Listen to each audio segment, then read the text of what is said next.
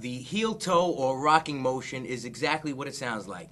It's just basically taking your foot on the pedal, and what I like to do is start with the heel up, so the bass drum beater is into the head, and I start by playing a downstroke with my heel and executing a hit on the bass drum, and then my toe is up, and then I just go back with the toe.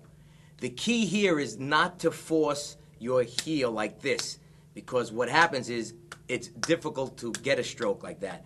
So what I do is I finesse it more in the instep here of the foot. So although the heel and it's going down and the toe is rocking back and forth, it's more finesse.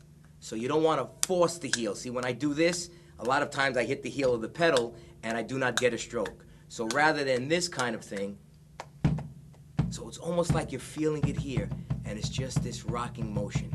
And again, to start it nice and slow. The hardest thing about this technique is to have equal strokes, because most of the time when you hit with the heel, you're going to get a louder stroke than you are with the toe. So I just work on the consistency of the stroke and the sound of the stroke. As far as with the double pedal, it's the same thing. I do believe that you should work on both the hi-hat and the secondary pedal, whether it's a double pedal or another bass drum, because the feel of a hi-hat is completely different than the feel of a bass drum pedal. So to me, it really builds the muscle. So I work on heel-toe technique with the hi-hat, and then after a while, I'll bring it to the second pedal. And I do the same thing with both feet. I use a secondary hi-hat on my left side.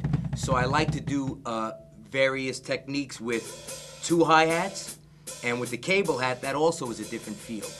The thing is, if you can play on different feels, meaning hi-hat pedals, bass drum pedals, sometimes I use a secondary cowbell attached to a pedal, and by working on all these different feels, it really helps to develop the muscles. And I'll also do exercises just without any pedals, just in my bare feet on the floor, and basically just work on technique with the feet.